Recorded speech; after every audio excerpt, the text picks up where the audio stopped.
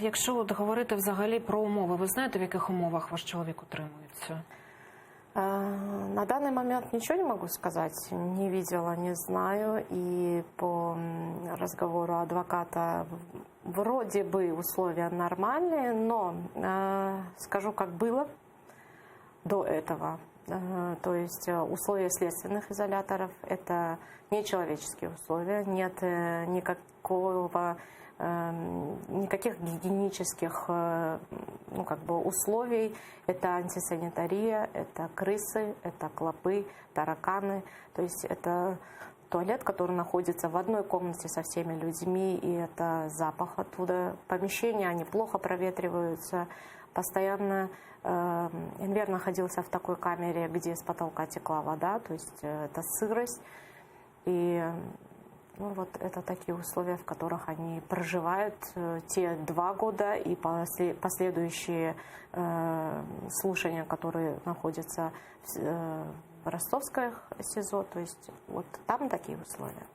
А якщо говорити про медичну допомогу, вони її отримують? І взагалі який стан здоров'я їхній на сьогодні? Медицинское обслуживание – это тоже очень тяжелый вопрос. К тебе могут, как сказать, обратить внимание, если ты будешь умирать.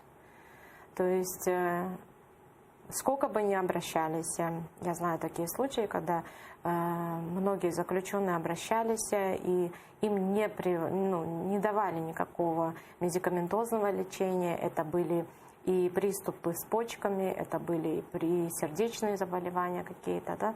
То есть это очень тяжело, чтобы людям своевременно оказалось медикаментозное лечение. Слава Богу, Энвера, несмотря на его проблемы с почками и хронический гайморит у него, не доходило до такого, чтобы вот уже нужно было бы звонить во все колокола, чтобы человека вытащили.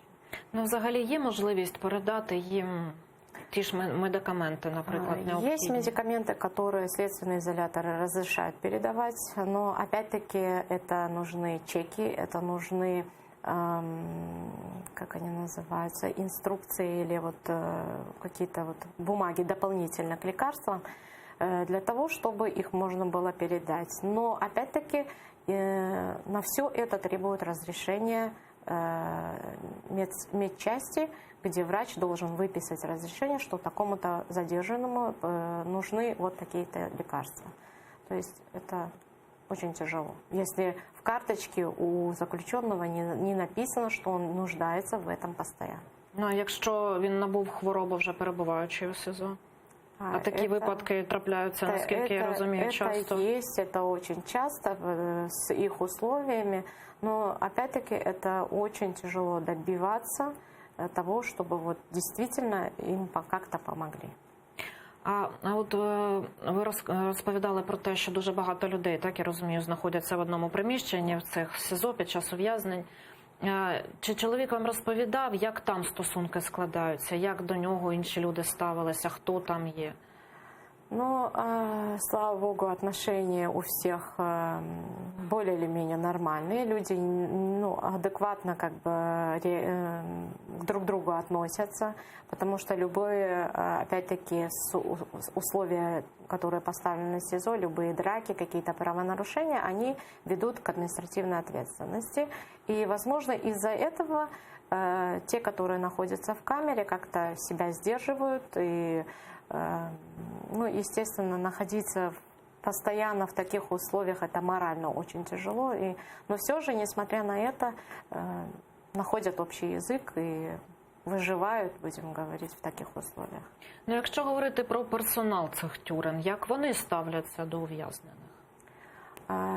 Есть такие, которые адекватно относятся, понимая, что никакие они не преступники, и держать их там незачем.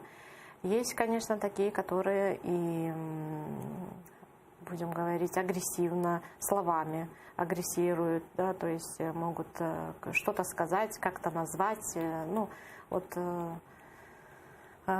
Очень помню один суд, когда их привезли, это был Верховный суд Симферополя, их привезли, и от того, что родных не пускают в зал заседания, мы обходили с другой стороны, где их ведут по лестнице. Там можно еще как-то увидеть, крикнуть, помахать или вот как бы таким образом. И мы были свидетелями ситуации, что когда вели Энвера, что-то мы стали ему кричать, он что-то сказал, и его вот те, кто конвоиры, они его стукнули в грудь, как бы ударили локтем.